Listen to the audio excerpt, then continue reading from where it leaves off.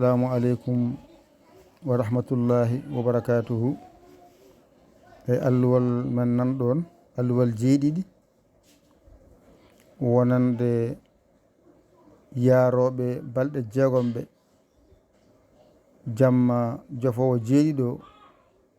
alluwal ma nan ɗon ko darɗe jeegom mbaɗata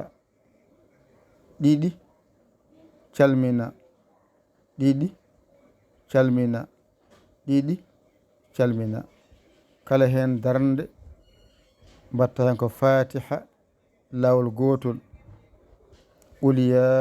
ayyuhal kafirun laabi jeeɗi saɗa wawi qul huwa allahu ahad laabi jeeɗi saɗa wawi ɗum noon ko wonande yaaroɓe balɗe jeegom ɓe ene jofoya jeeɗiɓe kamɓe jeeyi ngal ɗo alluwal kamɓe jeeyi ngal ɗo alluwal wo amma noon daññoɓe joyɓe ene jofoyi jeegom kamɓe jeeyi alluwal jeegom ngal kamɓe jeeyi alluwal jeegom ɓe ga jeeyi alluwal jeeɗiɗi wonno on kordani ɓe jeeɗiɓe keedi yeeso ɓe jeegom ɓe keedi caggal adiɓe horde ɓe kamɓe jeeyi alluwal jeeɗiɗi sakkitiɓe horde ɓe kamɓe jeeyi alluwal jeegom ngal gandiren noon paamiren noon wadde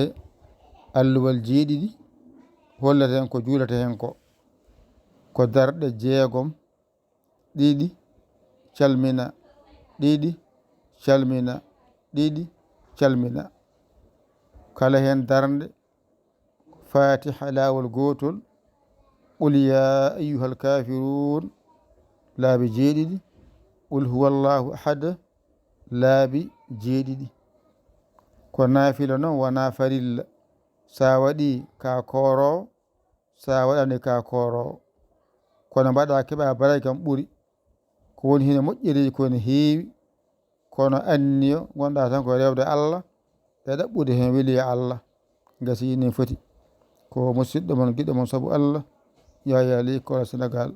alhamdulillahi bil alamina on jarama wassalam.